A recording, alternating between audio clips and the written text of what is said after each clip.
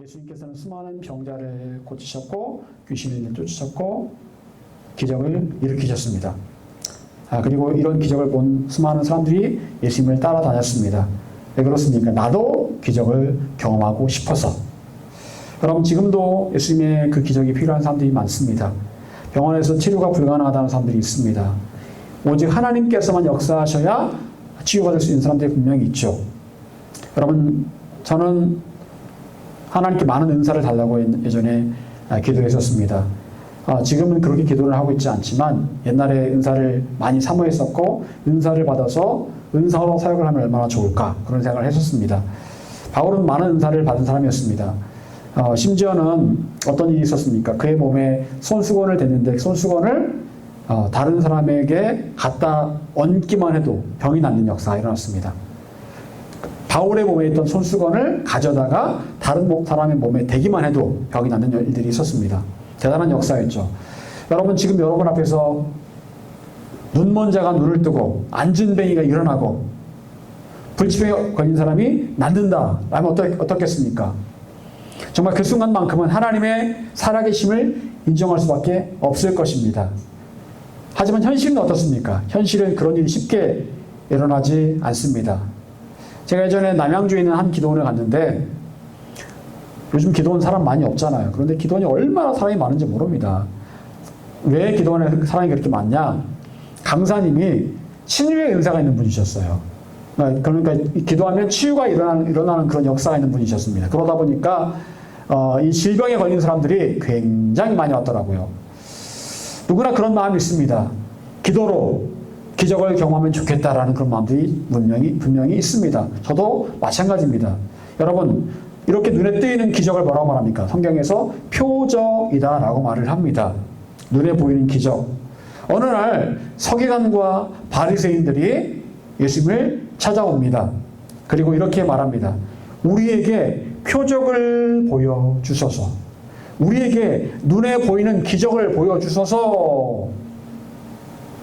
여러분, 서기관과 바리새인들 예수님을 좋아했을까요? 좋아하지 않았습니다. 예수님 싫어했습니다. 그런데 그들이 왜 예수님께 와서 표적을 보여달라고 한 겁니까? 순수한 마음에서 표적을 원한 겁니까? 아니에요. 순수한 마음에서 예수님께 기적을 보여달라고 하는 게 아니고요. 궁금한 겁니다. 이게 이 사람이 도대체 뭘 할 수 있는 걸까? 궁금한 거예요. 호기심, 궁금증, 그리고 이런 일들을 통해서 예수님을 판단하고자 했던 겁니다. 그래서 요구를 하는 겁니다. 표적을 보여주세요. 당신 어떤 사람인지 보고 판단하겠습니다. 라는 그런 목적으로 요구를 하는 겁니다. 그들이 궁금했던 것은 단지 눈에 보이는 기적 그 자체였다라는 거죠. 여러분, 크리스천 가운데서도 그런 사람들이 있습니다. 어떤 기적이나 현상만을 따라다니는 사람들이 있습니다. 누가 예언한다고 하면 너도 나도 그 사람 찾아가서요 예언 받기를 원하고 갈 때는 빈손으로 안 갑니다. 봉투 들고 와서 그 사람한테 헌금합니다. 여러분, 그건 진짜 예언이 아닙니다. 예언을 빙자한 무당들이 하는 짓이죠. 여러분, 사람들과 가득한 집회는 신유 집회입니다. 병이 치유받는 그런 집회. 저도 가본 적이 있습니다. 얼마나 사람들이 많은지 몰라요. 물론 하나님은 치유하시는 하나님이십니다. 하지만 문제는 병이 낫고 문제가 해결받는 그 자체에 주목하는 게 아니라는 거예요. 제가 오늘 칼럼에 적어놨지만 옛날에 허경영이가 이 대통령 선거 많이 나왔잖아요. 그런데 점점점 변질돼가지고 지금은 사이비 이단의 교주가 됐어요. 허경영이. 그래가지고 우유에다가 허경영만 쓰면은 우유가 불로유가 돼가지고 그 우유 먹으면 썩지도 않고 막 얼굴에 바르면 몸에 좋다는 겁니다. 그런데 허경영 이름 적어놓은 그 우유를 마신 사람이 이 배탈이 나가지고 응급실 실려갔는데 토하다가 폐로 그게 우유가 들어간 거예요. 썩은 우유가. 그래가지고 죽었습니다. 그게 나오더라고요. 지난주에 PD수첩에 나오더라고요. 그리고 이 허경영이 은사를 이제 고쳐준다는 그런 명목하에 이렇게 만지는데 성추행을 막 하는 거예요. 그래도 사람들이 떼거지를 몰립니다. 그 허경영이 있는 그 하늘궁인가요? 거기에 떼거지를 몰린답니다. 기적을 보겠다고 그 사람들이 몰린다는 겁니다. 그리고 허경영과 한번 만나면 100만 원. 그리고 허경영이 뭐 대천사라고 해가지고 석돈짜리를 주는데 대천사라는 칭호를 얻으려면 1억을 헌금을 해야 된다는 거예요. 그래서 허경영의 현재 자산이 456억인 그렇답니다. 그 사람의 고향이 여기 진주거든요. 정말 못 살던 사람인데 대통령 선거 나온다 해가지고 뭐 내가 옛날에 박근혜랑 결혼을 약속한 사람이다라고 허풍을 치고 막 그래가지고 감옥에 갔다 왔잖아, 이 사람이요. 그랬던 사람이 이제는 사입이 교주가 된 겁니다. 그래가지고 자기가 성부, 성자, 성령 하나님이래요. 그 사람이 그렇게 얘기를 해요. 그리고 자기는 메시아고 재림 예수고 미륵이고 그렇다라고 얘기를 하더라고요. 예, 사람들이 점점점 떠받드니까 진짜 자기가 하나님인 줄 알고 있더라고요. 여러분, 우매한 사람들이요, 그 사람을 쫓아다니면서 뭔가 병을 한번 나아보겠다고, 문제를 해결하면 받겠다고 따라다니고 있다는 겁니다. 사람들이 참 우매해요. 여러분, 지금 이 서기관들과 바리새인들이 바로 예수님 앞에 나온 이유는 무엇입니까?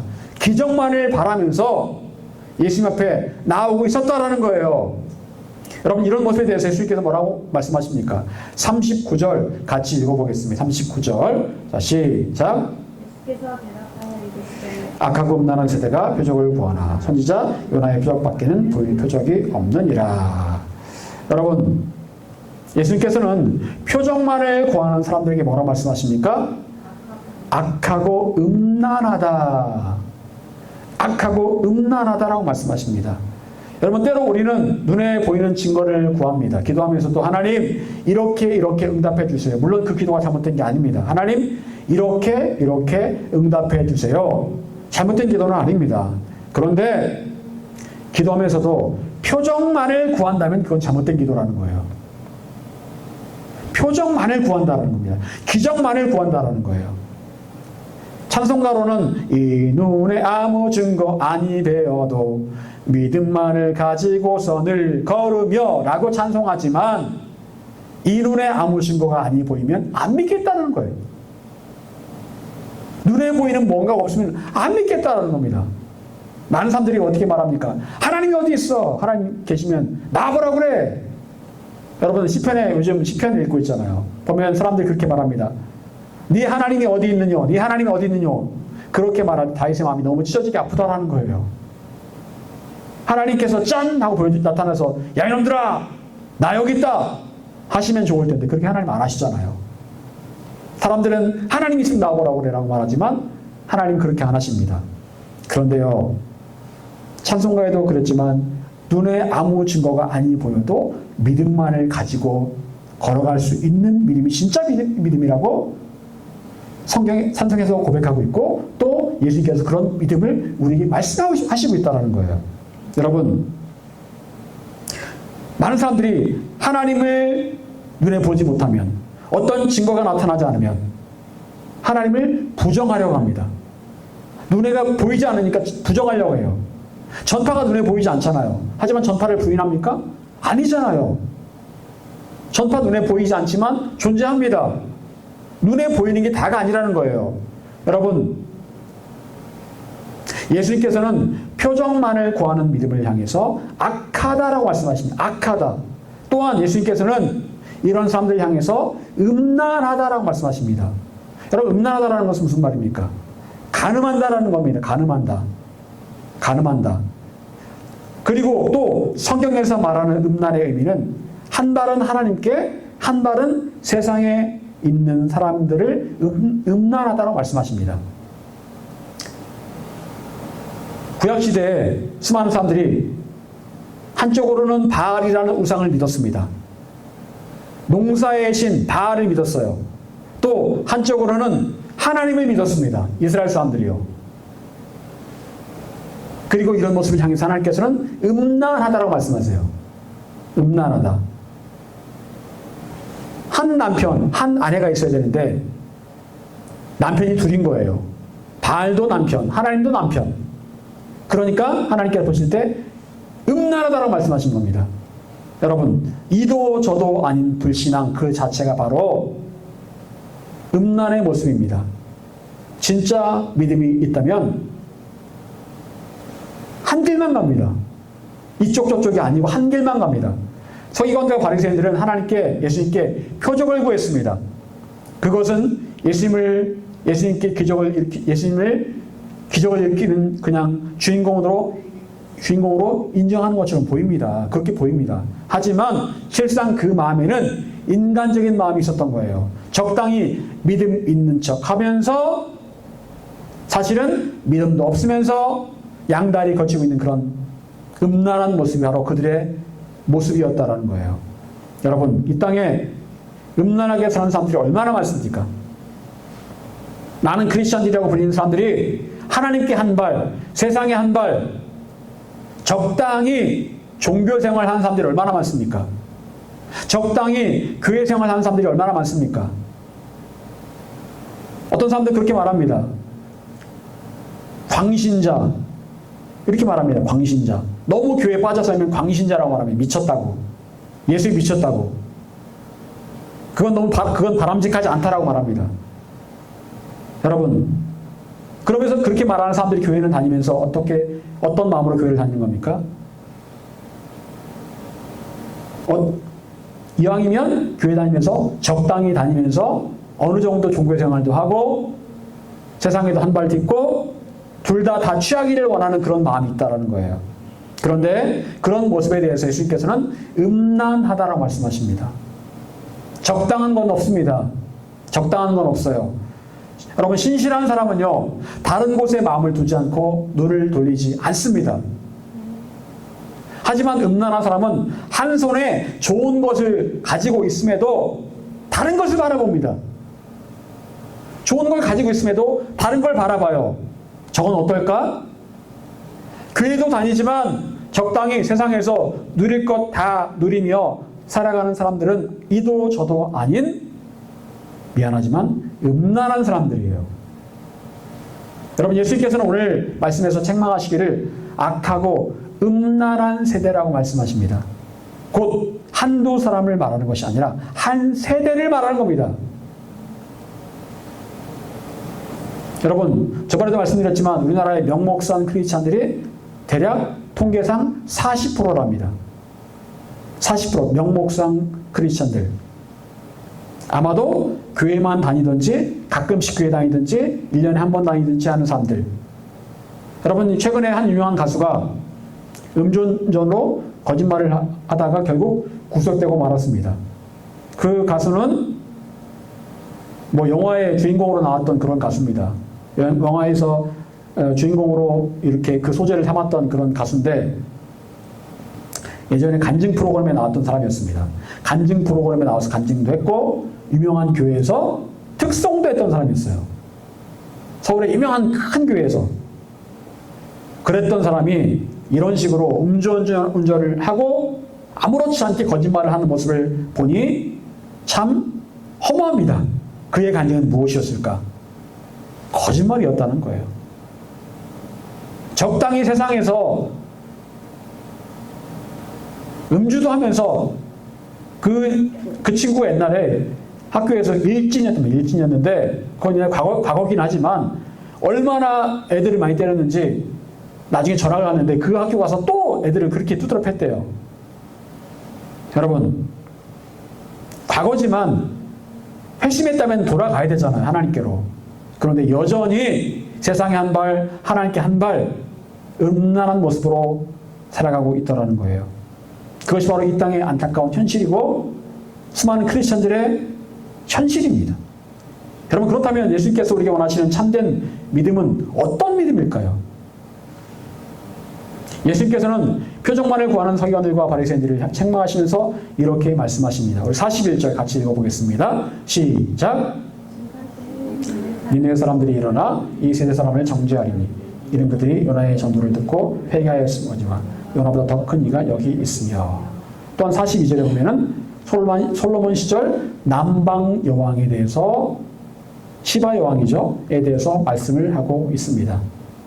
여러분, 왜 니느웨 사람들의 이야기와 요나의 이야기 또한 남방 여왕의 이야기를 예를 들어 하고 계실까요?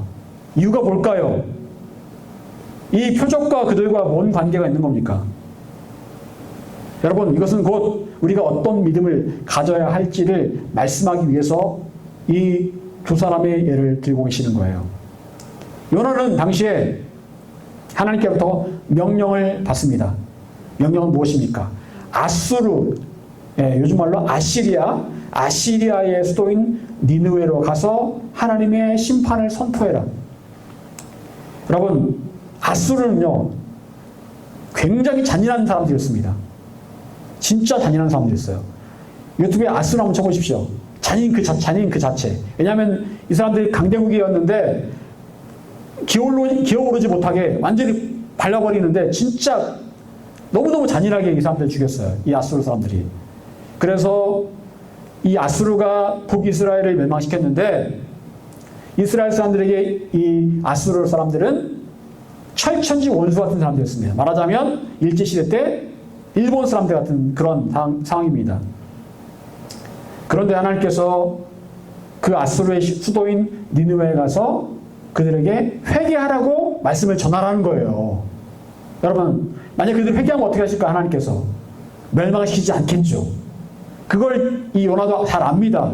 그러니까 정말 이게 싫은 거예요. 이 명령을 따르기가. 그래서 니느웨가 아닌 반대 방향인 지금의 스페인 지브롤터 해역 그쪽으로 다시스로 도망을 칩니다. 하나님께서 멱살을 잡고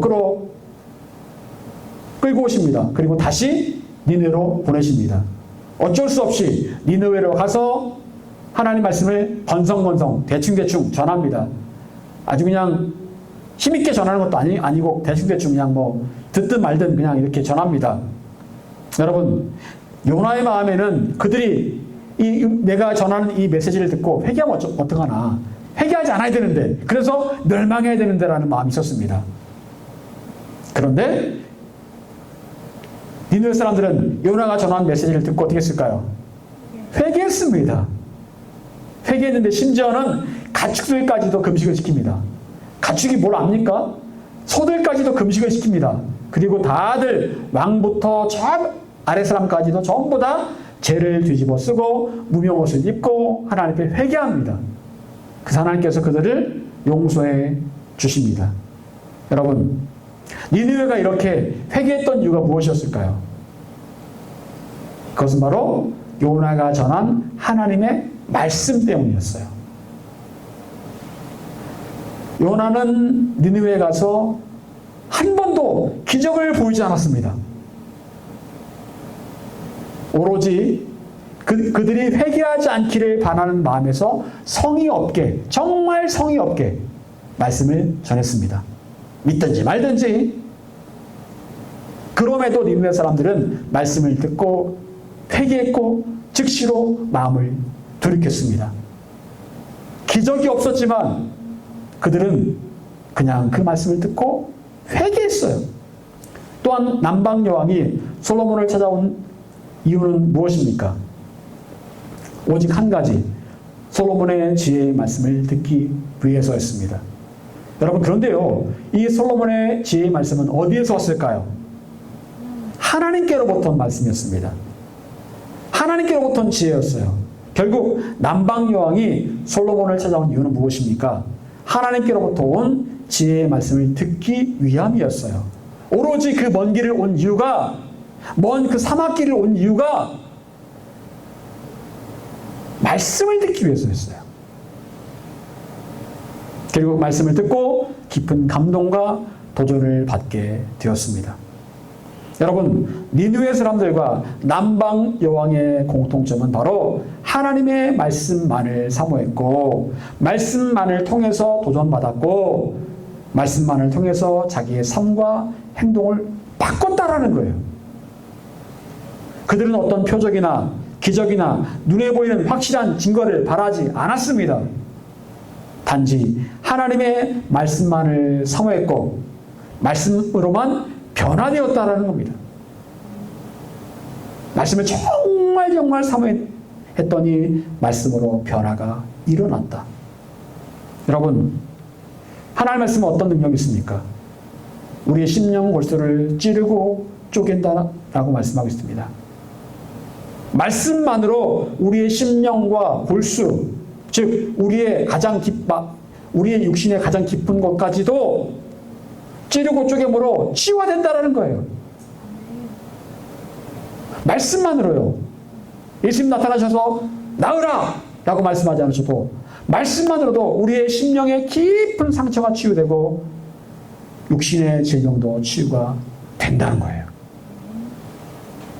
여러분, 예수님께서 예수님의 부활을 믿지 못하는 도마에게 뭐라고 말씀하십니까? 보지 않고 믿는 자가 복이 있다. 왜 너는 나를 꼭 봐야 되고 내가 찔린 손바닥과 옆구리를 왜 너한테 꼭 보여줘야 되느냐? 내가 살아난다고 하지 않았느냐? 말씀만 듣고 왜 믿지 못하느냐? 보지 않고 믿는 자가 복이 있다. 여러분, 마지막 때는요, 거짓 선자들이 창궐하다겠습니다. 여러분, 근데 거짓 선자들이 괜히 사람들에게 추앙받는 게 아니에요. 뭐가 있을까요, 그들에게?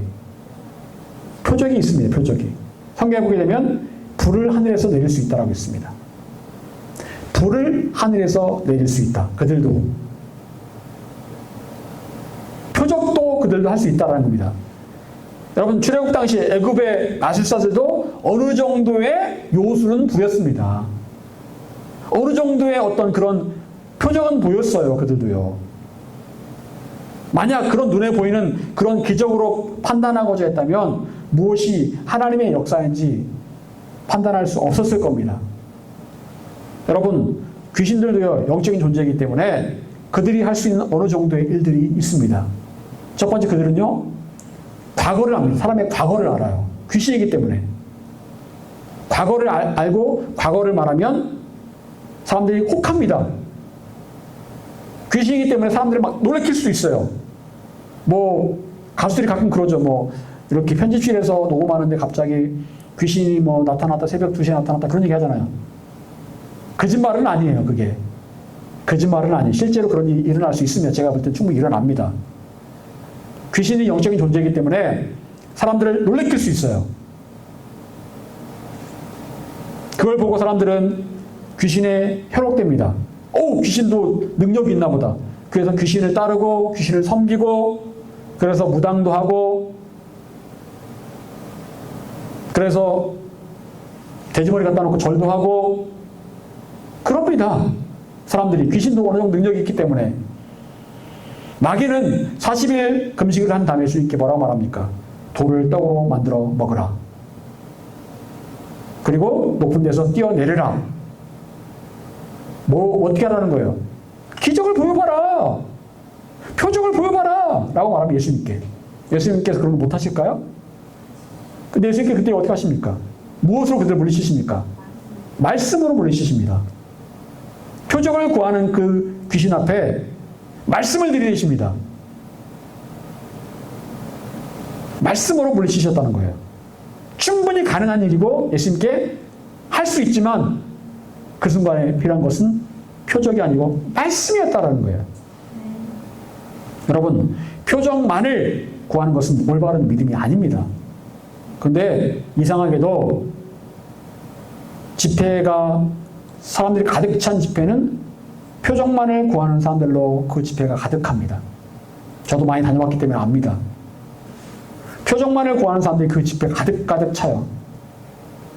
눈에 보이는 어떤 증거, 기적만을 믿는 것은 잘못된 믿음이에요. 그런데도 얼마나 많은 사람들이 표적에 환호하고 표적을 통해 믿음을 얻고자 합니까? 요즘 유튜브를 보게 되면 어떤 사람들은 표적을 보인다고 합니다. 사람들이 환호하고 그를 막 따라요. 신학도 안 했습니다. 말씀을 체계적으로 배운 적도 없어요. 그런데 기적을 보인다고 막 따라다니고 환호하고 막 그래요.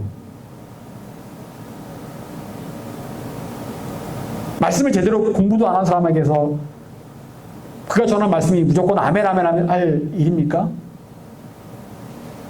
여러분, 우리는 눈을 자극하는 것들이 전부가 아님을 분명히 알아야 됩니다. 하나님께서 필요하시다면 기적을 주실 겁니다. 필요하다면 우리의 기도에 기적으로 응답하실 것이고 큰 질병 가운데서도 일으켜 주실 것입니다. 하지만 문제는 그런 표적만을 구하는 잘못된 믿음이에요. 이렇게 표적만을 구하는 모습은 그 사람을 영적으로 병들게 하고 이단에 쉽게 빠져들게 만듭니다. 여러분, 그렇다면 우리는 어떻게 말씀이 나의 삶의 중심이 된 믿음으로 살아갈 수 있을까요? 예수님께서 요나와 남방 여왕의 이야기를 하시면서 결국 이렇게 말씀하십니다. 요나보다 더 큰 이가 여기 있으며 솔로몬보다 더 큰 이가 여기 있느니라. 이게 바로 핵심이에요. 요나보다 솔로몬보다 더 큰 이가 여기 있다. 여러분, 요나에게 말씀을 전하라고 하신 분, 솔로몬에게 말씀을 주신 분이 누굽니까? 하나님이시죠. 하나님이신 예수 그리스도가 여기 있다. 요한복음 1장 1절에 4절. 태초에 말씀이 계시니라. 이 말씀이 하나님과 함께 계셨으니 이 말씀은 곧 하나님이시니라. 이 말씀이 하나님과 함께 계셨다라고 말씀하고 있어요. 그런데 하나님과 함께 계셨던 그 말씀이 곧 하나님이시다라고 말합니다. 여러분 이해가 되십니까? 하나님과 누군가 옆에 있었어요. 그런데 그 옆에 있던 그 누군가가 바로 하나님이라는 거예요.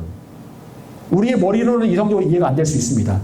자, 그런데 그가 태초에 하나님과 함께 계셨고 만물이 그로 말미암아 지은 바 되었으니 지은 것이 하나도 그가 없이는 된 것이 없느니라. 그 안에 생명이 있었으니 이 생명은 사람들의 빛이라.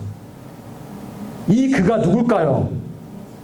예수 그리스도를 말하는 거예요. 하나님과 함께 계셨고 또 하나님 바로 그 자체이셨던 그 예수님. 이성적으로는 이해가 안 될 수 있지만 예수님은 하나님과 같은 분입니다. 그 예수님은 그 안에 생명이 있다. 그리고 빛이시다. 사람들의 빛이시다. 라고 말씀하고 있습니다. 말씀이 곧 육신이 되신 분, 바로 예수 그리스도라는 거예요. 예수님이 곧 말씀이셨고 예수님 안에는 생명이 있는데 그 생명은 죽어가는 사람들에게 생명을 주는 바로 그 생명.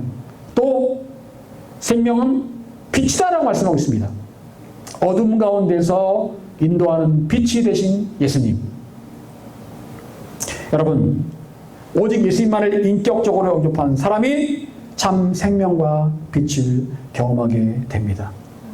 경험해보면 알아요.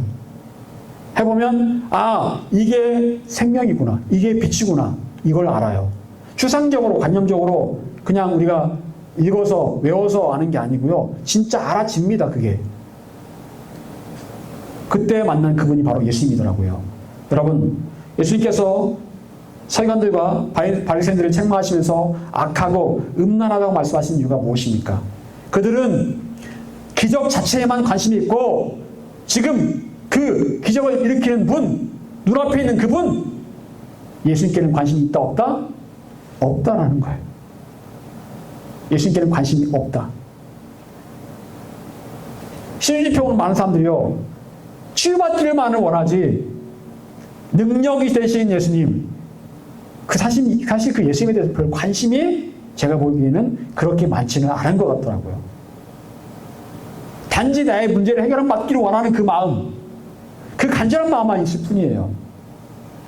옛날 시골에서 저희 어머니 다니시는 교회가 감리교회였는데 권사님들이 이렇게 구역예배를 드립니다. 구역예배. 저도 이제 시골에 가면 구역예배를 가끔 참석을 했습니다. 다 권사님이에요. 한 권사님이 그 지역 집사님은 별로 없고 거의 다 권사님인데 권사님들이 이렇게 예배 딱 드리고 나서 이야기를 하는데 이제 다과를 나누면서 얘기를 하잖아요. 주로 세상 얘기입니다. 주로 세상 얘기. 딸기 농사를 많이 지니까 딸기 농사가 어떻게 했느니, 뭐 값이 얼마가 나왔느니 이런 얘기하지. 그 상태에서 예수님 얘기하면요 굉장히 썰렁해집니다. 예수님 얘기, 하나님의 은혜 얘기하면 굉장히 썰렁해지고 분위기가 뭔가 이상해져요. 하나님의 은혜에 대한 이야기는 안 해요. 그리고 제가 저번에도 말씀드렸지만 어떤 집사님이 비슷한 나이대 다른 집사님은 권사님이 되셨는데 권사가 못 되신 거예요. 그러니까 몇 달 동안 교회를 안 나왔습니다. 권사 안 시켜줬다고. 누구는 권사 땄는데 나는 못 땄다고. 태권도 단증 따듯이. 그런 분도 계십니다. 여러분, 너무 안타깝죠. 예수님에 대한 그런 예수님의 삶의 본질이라는 것을 모르고 신앙의 본질이라는 것을 모르고 그냥 엉뚱한 것에 마음이 있는 거예요. 여러분 요즘 교회가 하나의 시스템이 되어서 성도들의 삶의 일부가 된 경우가 참 많습니다. 그래서 뭐 교회, 직장, 학교, 가정 뭐 이런 식으로 이제 돌아가는 경우가 참 많죠. 교회에서 봉사활동도 하고 직분 받아서 어떤 일도 하고 하지만 정작 많은 분들이 그렇게 교회 생활 열심히 하지만 예수님께는 관심이 없는 경우가 많습니다. 교회 생활은 하지만 예수님께는 관심이 없다. 교회 모임에서 세상 이야기하면 좋아하는데 예수님 이야기하면 서먹서해지는 경우가 많습니다. 여러분 정말 내 삶의 가장 중요한 영역에서 예수님이 소외되고 있지는 않습니까? 예수님께서는 참 생명을 주시는 분이시고 우리의 생명의 빛이 되시는 분이신데 마음이 어둡고 고통스러울 때 내 마음에 참 생명과 가야 될 길을 보여주시는 분이 바로 예수님이신데 정말 중심에 예수님을 모시지 않는 분들이 너무너무 많은 것 같습니다. 예수님이란 분은 단지 내 마음 저 한 구석 어디쯤에 계시는 그런 분이 아니에요. 여러분 사형리라는 그 CCC의 전도 교재를 보게 되면 그런 게 있습니다. 그 가운데에 이렇게 의자가 있는데 그 의자에 내가 앉아 있는 겁니다. 내가 주인이에요. 근데 예수님 영접을 하게 되면 그 의자에 내가 아니라 십자가 예수님이 그 의자에 앉아 계시게 됩니다. 내 마음의 가장 중요한 자리에 예수님이 앉아 계시게 하라는 거예요. 여러분 무엇이 여러분의 마음의 중심을 차지하고 있습니까? 무엇이 여러분의 마음의 중심입니까? 바로 예수님이셔야 합니다. 예수님만이 좋아하는 삶의 생명을 주시는 분이시고 어둠 가운데 가야 될 길을 인도할 빛이 되시기 때문입니다. 여러분 우리 인생 그렇게 길지 않습니다. 어제 TV를 보는데 저기 그 남미 페루라는 나라가 있죠. 페루라는 나라에 그 금광이 있답니다. 금광이 있는데 대략 4,000m 고지에 금광이 있대요. 사람들이 금을 캐기 위해서 거기에 온답니다. 근데 이게 뭐 상하수 시설도 없고 뭐 쓰레기 뭐 이런 것도 없고 이런 쓰레기를 뭐 이렇게 정리하는 그런 시스템도 없기 때문에 다 쓰레기 버리고 막 물이 막 다 오염되고 막 수온에 오염되고 막 난리도 아니에요. 근데 사람들이 그렇게 버글버글해요. 금을 캐겠다고. 여러분 거기 사람들의 평균 수명이 얼마인지 아십니까? 32세. 32세가 되면 죽는데요, 보통. 왜인 줄 아세요? 산소가 너무 희박하다 보니까 여기 현재 우리가 있는 지역의 산소보다 50%가 적답니다. 그러다 보니까 피가 끈적끈적하대요. 산소가 많아야 이렇게 피가 잘 돌고 막 그러는데 이게 피가 끈적끈적하대요. 그래서 동맥경화, 심장 뭐 이런 마비 이런 걸로 해서 죽는데 사람들이 32살에 그런데도 사람들이 금 캐서 잘 살아보겠다고 거기에 모여듭니다. 너무 불쌍하더라고요. 여러분 우리 인생 그렇게 길지 않습니다. 여기서 끝나는 게 우리 인생의 끝이 아니에요. 우리가 바라봐야 될 것은 바로 저 천국입니다. 하나님의 나라예요. 하나님의 나라에 어떤 사람이 귀하게 대접을 받을까요? 예수님을 그 마음의 중심에 모시고 예수님과 동행했던 사람들이 바로 하나님 나라에서 큰 자로 인정받게 될 것입니다. 이 땅에서 종교생활, 단지 교회만 왔다 갔다 하는 그런 믿음, 어쩌면 하나님 나라에 들어가지 못할 수도 있습니다. 여러분, 어떤 사람들은 예수님보다도 그 예수님께서 일으키신 표적, 기적 자체에 열광하는 사람도 있습니다. 거기에 열광하면 잘못된 믿음이 될 수 있고 잘못하면 사이비 이단에 빠질 수도 있습니다. 여러분 언제나 예수님을 먼저 바라보시기 바랍니다. 표적 그 자체가 아닌 모든 기적의 주인공 대신 내 눈앞에 보이는 그 예수님만 바라보시기를 바랍니다. 필요하다면 예수님께서 저와 여러분에게 표적을 나타내 주실 것입니다. 여러분 또한 말씀이 여러분의 삶에 가장 중요한 삶의 지표가 될 수 있도록 말씀 중심의 삶을 살아가시길 바랍니다. 말씀이 여러분의 신령을 고치고 여러분의 육신을 고칠 수 있습니다. 여러분, 우리는 늘 올바른 믿음의 방향을 잘 정해야 합니다. 그러나 많은 사람들이 표적에 열광합니다. 하지만 그것은 분명히 잘못된 모습이에요. 악하고 음란한 모습입니다. 사랑하는 여러분, 마지막 때가 될수록 더욱 예수님께 집중하고 예수님께 여러분의 삶의 가장 중요한 자리를 내어드리시고 생명 되시고 빛 되신 예수님만을 따라가시기를 간절히 축원합니다.